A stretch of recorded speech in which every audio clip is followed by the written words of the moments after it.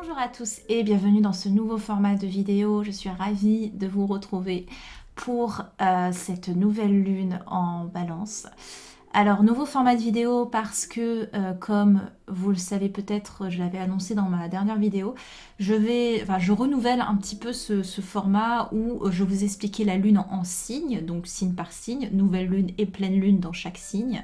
Vous pouvez retrouver bien sûr tout ça sur le blog, hein, ça ne bougera pas. Il en manque quelques-uns, mais je le ferai peut-être quand je pourrai. Et donc je vais vous expliquer à chaque, par exemple, à la nouvelle lune en balance, quelles sont les caractéristiques d'une lune en signe balance. Là, pour ce nouveau format, j'avais envie d'aller un petit peu plus loin et ça me permet aussi de vous faire découvrir un peu plus ce qu'il y a autour de... Voilà, ce qu'il y a de plus autour d'une lunaison. Il n'y a pas que le signe, il y a plein d'autres choses. Et ça me permet de vous faire découvrir ce que ça donne. De voir à quoi ressemble une carte du ciel et notamment ce que je fais moi en astrologie. Et donc voilà, d'aller un petit peu plus loin là-dessus. Ça me demande un peu plus de travail, c'est vrai, mais je trouve ça intéressant maintenant que j'ai fait toutes les vidéos par signe ou presque, d'aller sur quelque chose de plus spécifique. Et là en l'occurrence par exemple la nouvelle lune en balance du 16 octobre 2020. J'espère que ça vous plaira. Pour ceux qui ne me connaissent pas d'ailleurs, je me présente quand même, je m'appelle Amba, je suis yoga thérapeute, énergéticienne et je travaille en astrologie et en écrit-thérapie. Et je vous propose du coup à chaque nouvelle et pleine lune maintenant le décryptage du ciel à ce moment précis. Donc voilà. Ceci étant dit, on va pouvoir commencer. J'espère qu'il n'y aura pas trop de bugs. C'est un peu une première, donc je croise les doigts. Est-ce qu'on voit bien ma souris? Ça a l'air d'aller. Alors, pour vous rappeler rapidement ce qu'est une nouvelle lune en balance, encore une fois, vous avez tout un descriptif par signe de la nouvelle ou pleine lune sur le blog. Je vous mettrai le lien, bref. Donc, comment on voit d'abord une nouvelle lune sur une carte du ciel? C'est très simple. La lune est à l'endroit où est le soleil, et là en l'occurrence c'est au 23 degrés en balance. Dernier décan donc. Donc tout simplement, une nouvelle lune en balance, les caractéristiques c'est... La balance c'est un signe relationnel de base, donc on va vraiment être porté là-dessus. Et c'est un signe qui nous invite profondément à l'harmonisation de nos relations. Et aussi de trouver un équilibre entre notre environnement extérieur et notre environnement intérieur. De vraiment trouver cet équilibre-là qui a du mal à trouver la balance. Il y a vraiment cette notion de codépendance chez les signes balance. Et je dirais pas qu'elles passeront toute leur vie à être là-dedans, mais pour réguler un signe balance, il y a ce côté... réguler la dépendance que l'on a à se voir ou à voir le monde par le prisme de l'autre. J'espère que je vous ai pas déjà embrouillé, mais en clair, une lune en balance, c'est vraiment le moment de faire le point sur nos possibles dépendances affectives et émotionnelles, qu'elles soient évidentes ou non. Hein. Parfois, on a des dépendances émotionnelles, c'est-à-dire que le jugement de l'autre ou ce que va dire l'autre va avoir un impact immense sur nous-mêmes. C'est déjà une dépendance émotionnelle. Donc voilà, il y a vraiment ce côté avec la nouvelle lune en balance, de faire le point un peu si on a des dépendances affectives comme celle-là. Désolée, j'ai ma chienne qui est à côté. Ma belle, calme-toi. Elle se gratte. Après, une nouvelle lune en balance, c'est aussi un bon moment pour s'associer avec les autres. Forcément, notre relationnel est développé et... Oui, notre relationnel est développé et on a plus de facilité. On est aidé par le charisme de la balance pour aller vers les autres. Et c'est facile pour nous de nous associer ou de négocier d'ailleurs. C'est un peu plus facile pour nous de négocier quand on est dans ces énergies de balance. Donc la nouvelle lune, c'est un appel au renouveau. Donc c'est un appel à faire le point avant de se lancer sur un nouveau cycle. Mais on va voir que dans cette lunaison en particulier, on n'est pas vraiment aidé par les autres aspects planétaires. Il y a beaucoup de choses qui nous aident pas trop. Notamment, on a Vénus qui... Alors, c'est un moindre aspect, parce qu'on n'est pas directement... c'est pas un aspect direct avec la Lune, mais ça peut ajouter, comment dire ça, du flou sur le relationnel. Donc vous avez Vénus ici qui fait une opposition. L'opposition, c'est le trait rouge que vous voyez là, à Neptune. Et ça peut vouloir dire qu'on projette un peu sur nos relations. En général, on embellit les choses. En général, ça va plutôt dans ce sens-là. On va tendance à un peu édulcorer et il va y avoir un flou sur le relationnel. Un peu, on va se mettre un peu le voile en face des yeux, si vous voulez. Donc ça va pas trop nous aider pour faire le point. Mais il y a d'autres aspects qui vont pas trop nous aider. On va le voir ensemble. On a, dans une moindre mesure ou pas, Mercure rétrograde qui vient jouer aussi en ce moment. Rétrograde du 15 octobre donc c'était du 15 octobre au 4 novembre, c'est ça, hein? Oui, c'est ça. Que Mercure va être rétrograde et en plus en Scorpion. Donc il y a vraiment ce côté...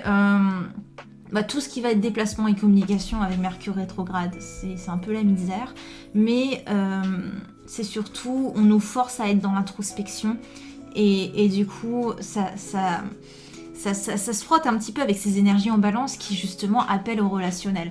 Là, Mercure rétrograde va nous forcer un petit peu à nous reposer en nous-mêmes pour faire le point, ça va beaucoup cogiter et on va être vraiment tourné à l'intérieur, être dans une sorte d'introspection. Ça, c'est vraiment appuyé par le signe du Scorpion. Donc ça, c'est déjà un élément, pas en lien direct avec la Lune, mais qui va quand même nous embêter un petit peu. En aspect important de cette lunaison, on a un magnifique carré, Lune carré, Saturne-Pluton. Ouais. Lune carré, Saturne-Pluton, c'est un côté... on va vraiment avoir une certaine dualité entre le signe de la balance, qu'on a vu, les énergies sont très féminines, on est vraiment dans la recherche de l'harmonie, de l'équilibre, et on a un aspect avec des planètes qui sont plus tranchantes, comme Pluton, et on va le voir aussi tout à l'heure, on a une opposition au Bélier. On va rester sur là pour l'instant. Donc c'est voilà, il y a vraiment une dualité, une friction entre les énergies de la balance très harmonieux, très ronde, parce que c'est Vénus, l'astre de la balance, et l'aspect un peu plus tranchant, un peu plus angulaire de Pluton ou de Mars. Donc ça déjà, il y a une petite friction. Alors on va d'abord aller sur Pluton. Pour ceux qui ne m'ont jamais eu en astrologie, il faut savoir que je me force à ne pas aller dans tous les sens, donc je suis désolée si j'ai des petits bugs. C'est pour ça que j'ai mes notes, parce que je sais que sinon je pars dans tous les sens. Donc l'aspect à Pluton, tout d'abord, Pluton c'est une planète qui... donc il y a toujours une part d'ombre et une part de lumière dans les astres, ils sont pas tout noirs, tout blancs. Pluton c'est une planète qui va mettre la lumière sur nos obsessions, nos angoisses, les choses un peu profondes, un peu lourdes de notre être. Et donc on a déjà ça d'un côté, et on a vraiment cette mise en lumière, parce que si vous voulez, la Lune fait un carré à Pluton, mais et à Saturne, mais vu que c'est une nouvelle Lune, donc la Lune est au même endroit que le Soleil, on est d'accord, ils sont plus que conjoints, ils sont au même endroit. Si vous voulez, l'astre solaire met en lumière ce qu'il a en carré aussi, c'est-à-dire Pluton et Saturne.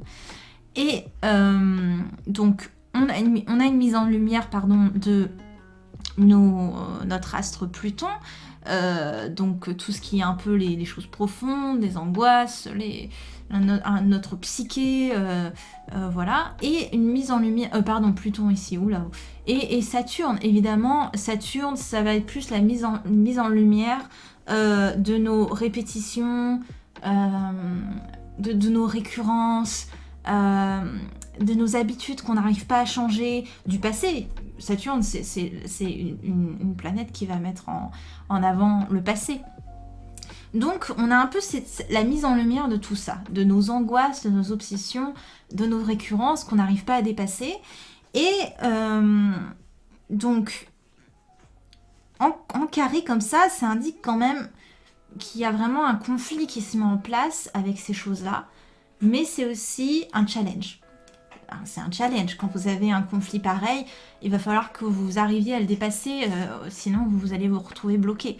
Ce qui n'est pas grave en soi, mais c'est un appel au challenge. Et donc on va être vraiment un peu stoppé dans ce processus d'harmonisation et d'équilibre avec ce gros challenge qui nous attend devant les répétitions, les récurrences de nos angoisses, de nos obsessions, de nos choses profondes qui viennent un peu nous titiller. C'est un petit peu compliqué, notamment du coup dans les relations, parce qu'on est vraiment dans le relationnel sous cette nouvelle lune en balance. Donc voilà pour ça.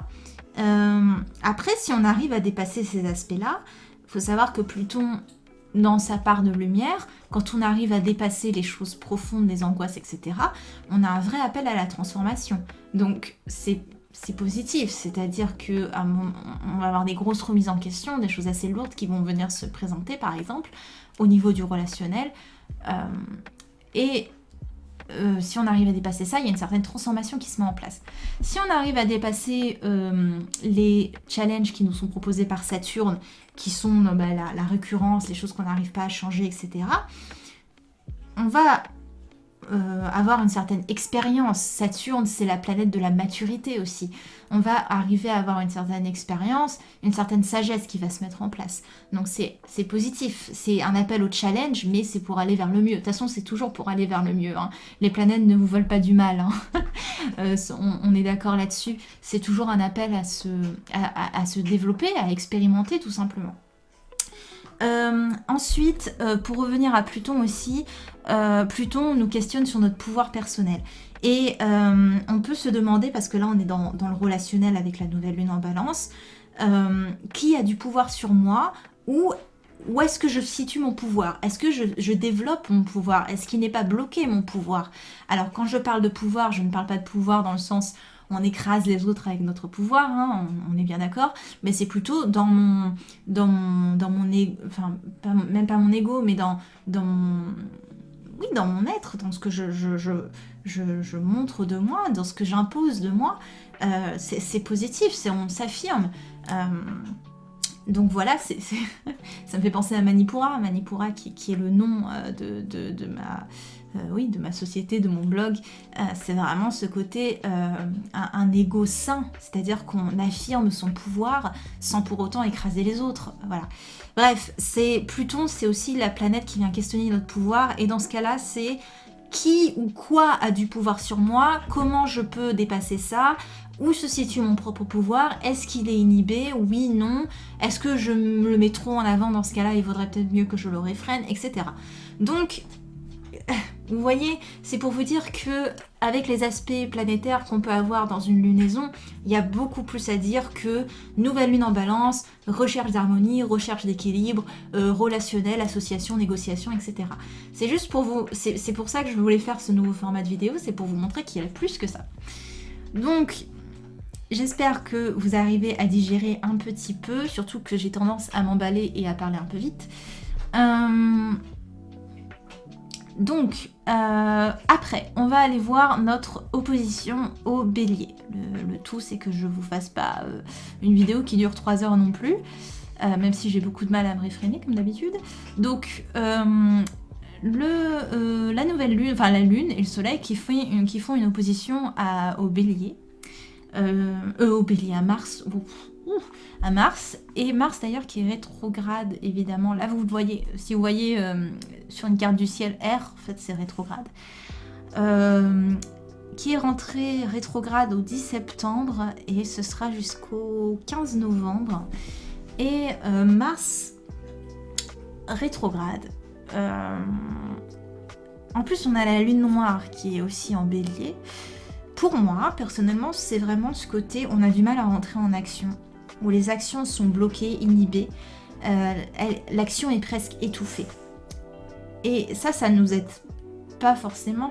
En fait, si vous voulez, si on va un peu plus dans le plan général, et j'en avais parlé pendant la vidéo sur la pleine lune en bélier, qui précède cette nouvelle lune en balance, on rentre dans l'automne. Là, on est dans l'automne maintenant. Mais quand il y avait la pleine lune en bélier, on rentrait vraiment dans l'automne. Alors qu'on avait passé un été post-confinement où on était quand même toujours un peu parqué chez nous. Il y avait toujours un peu cette inhibition parce que l'été c'est le moment où on rentre en action, où c'est l'énergie du feu, on met en place les événements, les projets. Et là, tous les événements, les projets, la plupart ont été annulés. Il y a eu vraiment cette inhibition des énergies feu, des énergies d'action. Et du coup, on a été un peu stoppé là-dedans. Et il y a l'automne qui est arrivé, et l'automne c'est des énergies qui sont beaucoup plus dans l'introspection. On fait un peu le bilan de l'été en général, on fait les récoltes, hein, c'est vraiment la période des récoltes l'automne. Donc c'était le moment de faire des récoltes d'un été qu'on n'avait pas vraiment eu en fait. On n'avait pas vraiment eu ce passage à l'action qu'on avait voulu mettre en place. Et à mon sens, c'est aussi ça que ce bélier rétrograde, ce Mars rétrograde, dis-moi, je vais pas y arriver, ce Mars rétrograde vient nous donner. C'est ce côté un petit peu, l'action qu'on a voulu mettre en place a été inhibée. Et du coup, maintenant, on se retrouve dans des énergies d'automne alors qu'on avait encore un peu de feu à donner. Et voilà, la planète, les saisons suivent son cours. Et donc voilà, forcément, on a été un peu chamboulés. Qu'est-ce que je peux vous dire là-dessus ? Voilà, c'est ce que j'avais noté. On a envie d'être dans l'action en fait, mais les énergies de l'automne nous réfrènent un peu beaucoup. Et ça réveille une certaine opposition entre les énergies de feu et les énergies d'air. Donc voilà. Après, si vous voulez, cette inhibition dans l'action aussi, c'est qu'on... là, on a vu qu'on avait beaucoup ce côté dépassement des obsessions, des récurrences, des angoisses, des choses un petit peu compliquées. Et on a du mal à passer dans l'action, dans cette remise en question, parce que aussi notre Mars est rétrograde. Notre Mars est rétrograde et nous empêche ce passage à l'action-là. On a vraiment du mal à dépasser les choses. On a du mal parce que on est dans un moment où on nous demande d'aller dans une sorte de réflexion au lieu de l'action. Et du coup... ouais, on doit se poser pour réfléchir avant de passer à l'action. Et ça, je pense qu'on n'était pas prêts. Je vous ai peut-être perdu et j'en suis désolée. Je pense que de toute façon, on va peut-être pas aller plus loin. On peut rajouter aussi quand même, on va aller sur une petite note positive. On a un beau sextile là, entre Jupiter et Neptune. Si vous voulez, Neptune, c'est la rêverie, c'est les rêves, c'est l'imaginaire. Et Jupiter, qui en plus est en Capricorne, Capricorne, c'est vraiment le travail, la structure, et Jupiter qui vient rajouter de l'expansion là-dedans. Il y a un côté Jupiter Capricorne, je vais pouvoir concrétiser mes projets liés par le sextile, à mes rêves, à ce qui me porte, à ce qui m'inspire, Neptune en Poisson, ce qui m'inspire, ce qui me porte, ce à quoi j'aspire en fait. Je vais pouvoir concrétiser les projets auxquels j'aspire. C'est vraiment ça qu'on voit avec cet aspect entre ces deux planètes. On peut vraiment se projeter vers ce qu'on veut. Donc c'est plutôt positif. Donc c'est pour ça que je dis que là on est dans un temps de réflexion. Et vu qu'on n'a pas eu notre passage à l'action cet été, on n'a pas envie d'être dans la réflexion. Mais en fait, l'automne nous invite à nouveau à être dans la réflexion. Donc voilà, j'espère que je ne vous ai pas perdu en chemin. J'espère également que ce nouveau format vous plaît, que je ne vais pas avoir du mal à le mettre en ligne parce que c'est plus long et ça va être une galère, je le sens. Si ça vous plaît, n'hésitez pas à partager, n'hésitez pas à me suivre sur les réseaux, à vous inscrire à la newsletter du blog également. J'essaie de tout remettre en place au fur et à mesure pour vous proposer du contenu inédit. Comme d'habitude, vous pouvez retrouver un petit lien pour télécharger votre cérémonie de la nouvelle lune à faire chez vous. Donc voilà, je vous laisse là-dessus, passer cette nouvelle lune avec plein d'harmonie et d'équilibre comme en appelle la balance, et je vous dis à la prochaine pour la pleine lune du 31 octobre.